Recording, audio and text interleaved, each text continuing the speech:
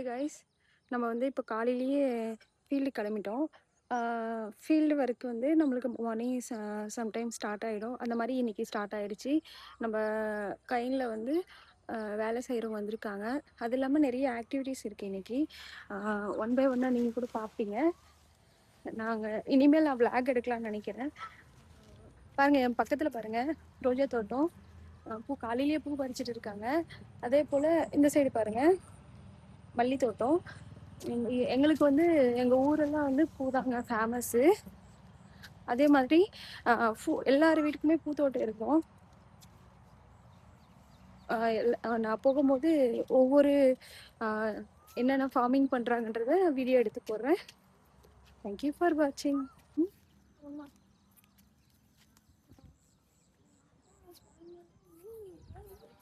போல் எவ்வளோ அழகாக இருக்கும். காலையிலேயே பறிச்சிட்டு இருக்காங்க. அங்கே போகிறவங்க என்னுடைய டாட்டரு. எனக்கு ஃபீல்டில் ஒர்க் பண்ண வந்திருக்காங்க நேச்சுரல் ஃபார்மிங்கில். காலையிலேயே கிளம்பாச்சு. டைம் பார்த்தீங்கன்னா இப்போ கரெக்டாக 5:59 ஆக போகுது. போயிட்டு இருக்கோம். கரெக்டாக ஒரு 500 மீட்டர்ஸ் இருக்கும் ப்ரைஸ். வீட்டுக்கும் நம்ம கைனிக்கும்.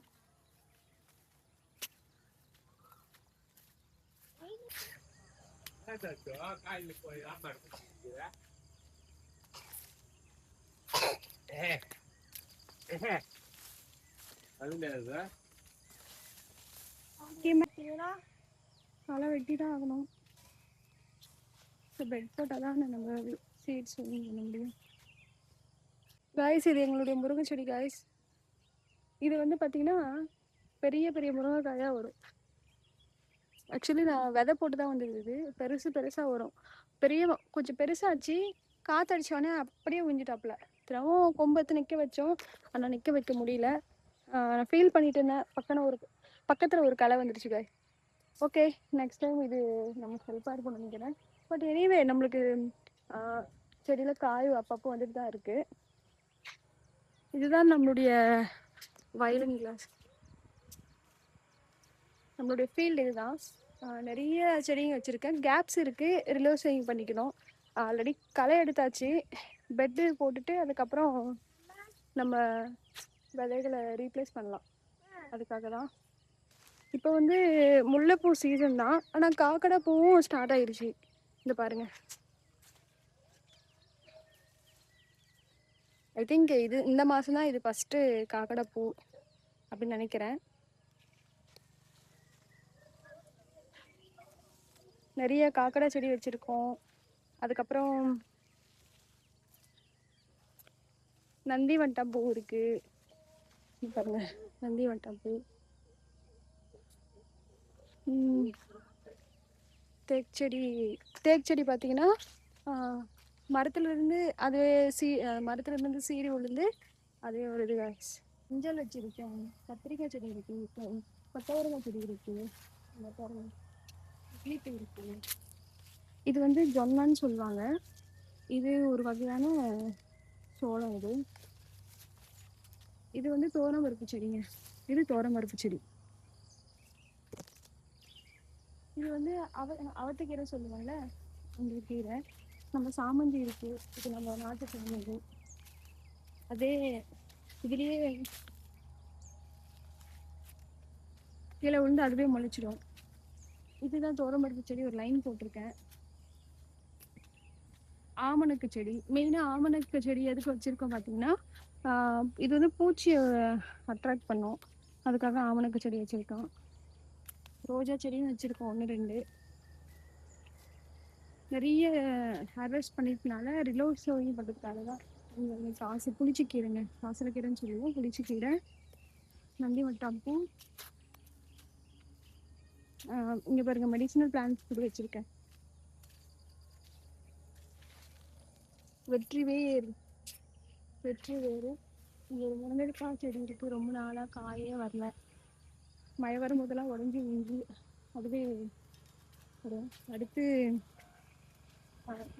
அங்கேருந்து இதுவரையும் ஃபுல்லாக நம்மளுடைய வயல் தான். கரும்பு செடி கூட வச்சுருக்கேன்.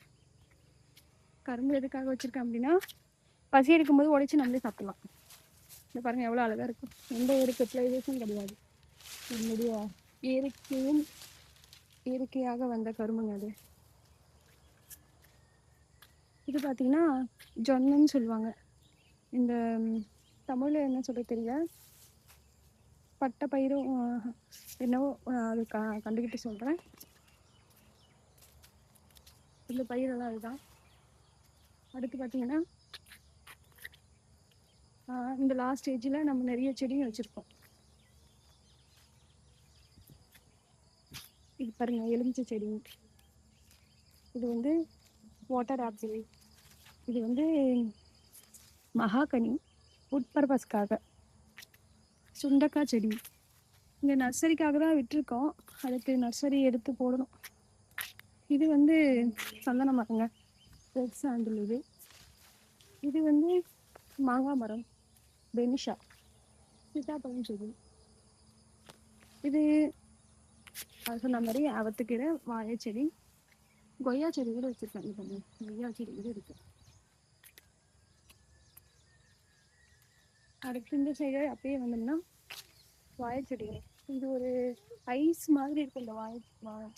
இது நெல்லிக்காய் செடிங்க.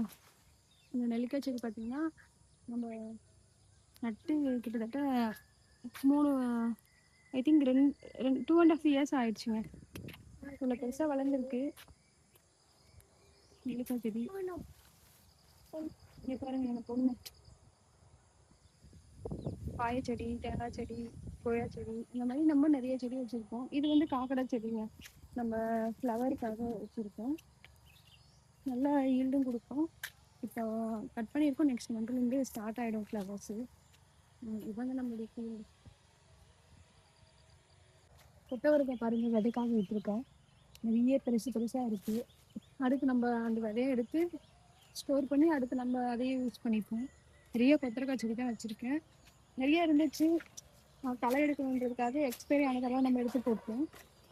இங்கே பாருங்கள் முல்லை செடி.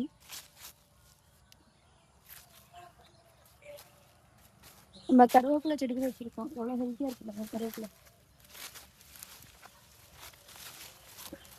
ரொம்ப அழகாக ஹெல்த்தியாக இருக்குல்ல, ரொம்ப ஹெல்த்தியாக இருக்குது.